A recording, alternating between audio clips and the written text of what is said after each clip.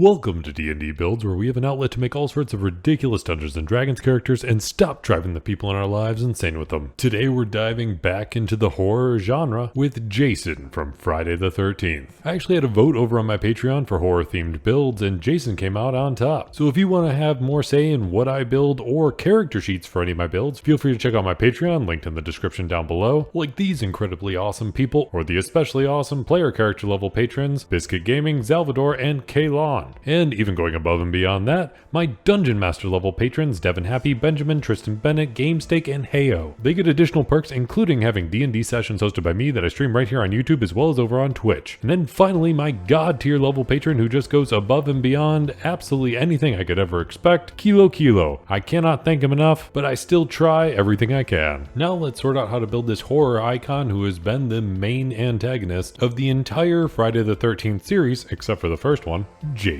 Vorhees. And first things first, we gotta pick a race. I was really tempted to go Goliath just from Jason's sheer size, but there is another race where you can be a previous race, such as Goliath, and still be this other main race, and that is the Reborn. Jason has died and come back tons of times, even making his way all the way down to hell and then back up again. Plus the original time he died by drowning at Camp Crystal Lake, and the Reborn race is all about those creatures that aren't quite dead but aren't quite alive. The main features of this race are Ancestral Legacy, where you can take some features from the race you were before you kind of died, or you can do what we're going to do and just grab 2 skill proficiencies, which are going to be Athletics and Intimidation, because both of those fit for everything Jason. Also, as being a Reborn, you get a feature called Deathless Nature. Because you have escaped death so many times, you don't need to eat, drink, or breathe, you don't need to sleep, and magic can't put you to sleep, you have advantage on saving throws against disease and being poisoned, and you have resistance to poison damage, and most importantly, you have advantage on death saving throws, because you are exceptionally hard to kill, which is definitely going to be a main focus of this build. Then as far as a background, we could go with Haunted One, just because he's kind of haunting Crystal Lake,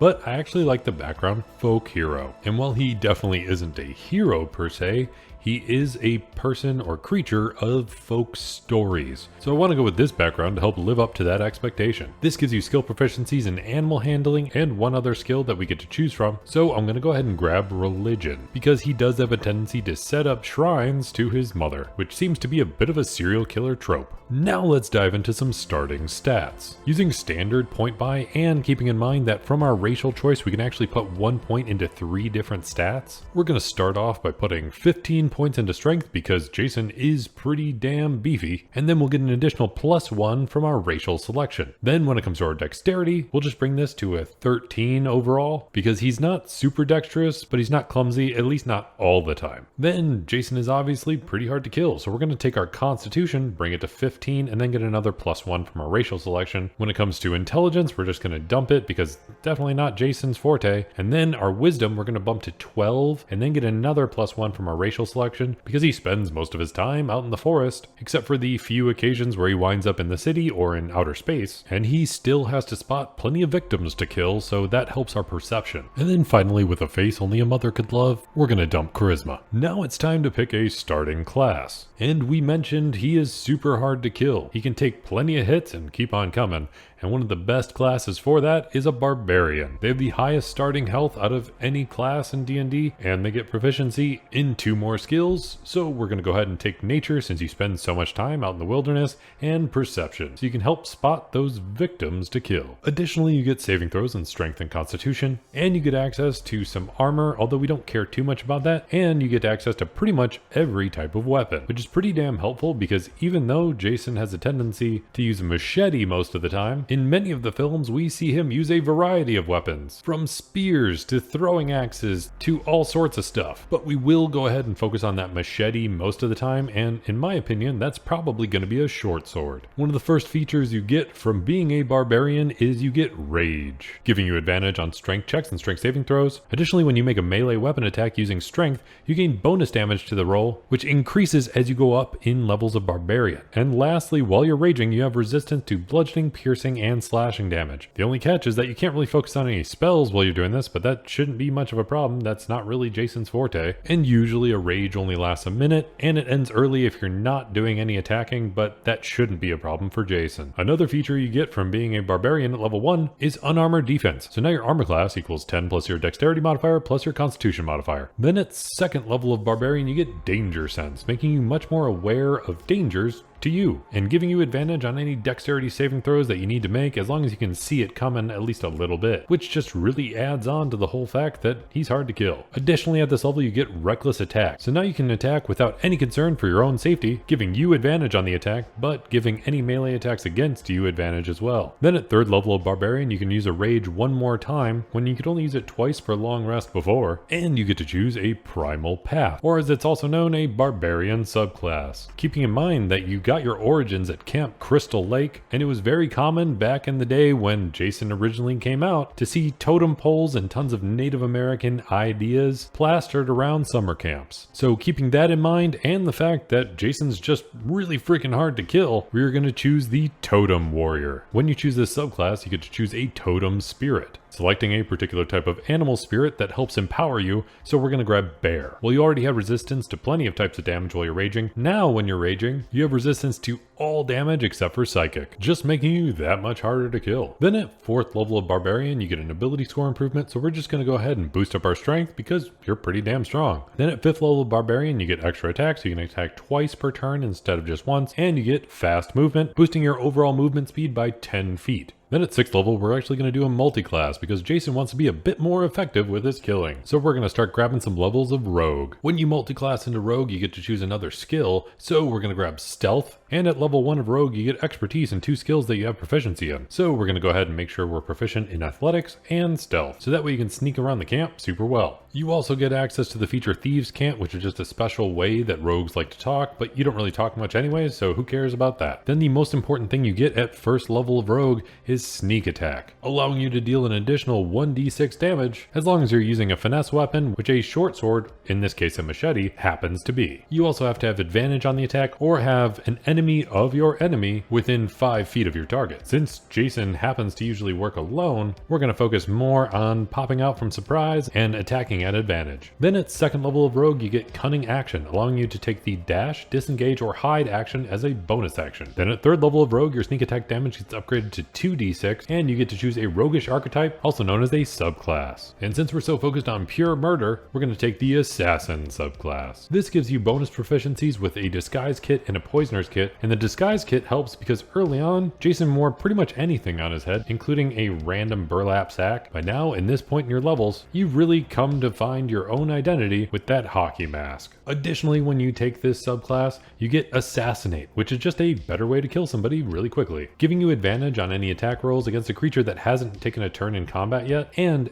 any hit you score against a creature that's surprised is automatically a crit. Then at fourth level of rogue, you get an ability score improvement, and we want to focus on that killing a little more. So instead of taking an ability score improvement, we're going to go ahead and take a feat. I would take the feat slasher since you happen to be a slasher villain, but short swords or machetes in this situation deal piercing damage, so we're instead going to take the feat piercer. This allows us to add 1 point to either our strength or dexterity, so we're going to go ahead and boost our dexterity by 1 point, rounding it out and making it a bit more useful. And the other features of this feat is that once per turn when you hit a creature with an attack that deals piercing damage, you can re-roll the attack's damage dice if you want to, and then also when you score a crit with a piercing weapon, you can deal 1 additional damage die. Then we're going to go ahead and take 5th level of rogue because then we get Uncanny Dodge. We've already mentioned that he is super hard to kill, even if you're already raging being a bear totem barbarian. Now with Uncanny Dodge, you can take any attack damage you would have taken and cut it in half already. And then, since you most likely have resistance with your totem barbarian subclass, you can go ahead and take that damage and cut it in half again since you're resistant. Then the last thing at level 5 of rogue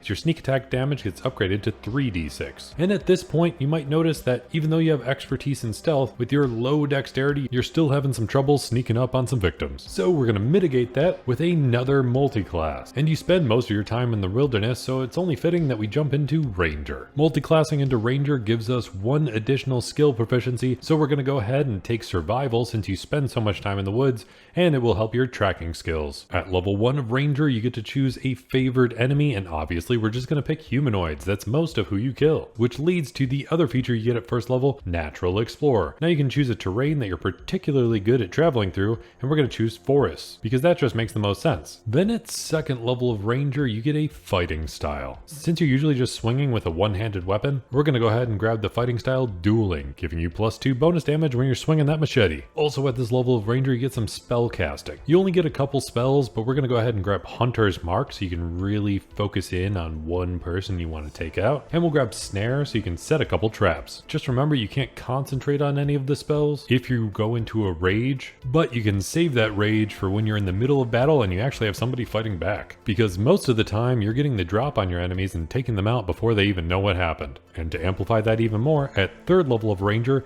you get to choose a Ranger Conclave or a Ranger subclass. So we're going to grab the Gloomstalker. This is really going to help you sneak up on your enemies because now when you're in darkness, you're just invisible. This also grants you dark vision, just in case you didn't already have it. And you also get the feature Dread Ambusher, giving you a bonus to your initiative rolls equal to your wisdom modifier, which granted is a little low, but any bonus is really going to help, especially because it synergizes with your Assassinate feature from being a rogue. And the other bonus from Dread Ambusher is that on the first turn of each combat, your walking speed is increased by an extra 10 feet, and the target of your attack takes an extra 1d8 damage. The last thing you get from third level of Ranger is another spell, and at this point, you're probably coming back from hell, which Jason did in one of the many movies he's been in. So we're going to add that type of damage to your weapon with the spell Searing Smite, dealing an extra 1d6 fire damage and possibly lighting your enemy on fire, which is really helpful, especially if you're going up against Freddy. Then at fourth level of Ranger, you get an ability score improvement, so we're going to go ahead and boost up our strength again. And then instead of taking a 5th level in Ranger, which would just give us an extra attack, which we don't care about because we already have it, we're going to go ahead and jump back over to Barbarian. At 6th level of Barbarian, you get another feature from your Totem Warrior, granting you Aspect of the Beast. You can choose another animal if you want to, but we're just going to go ahead and grab Bear again, completely doubling your carrying capacity. So now if you take somebody out and you need to move the body, you have no problem just throwing it over your shoulder and walking away. Also at 6th level of Barbarian, you get 1 more rage to use per long rest,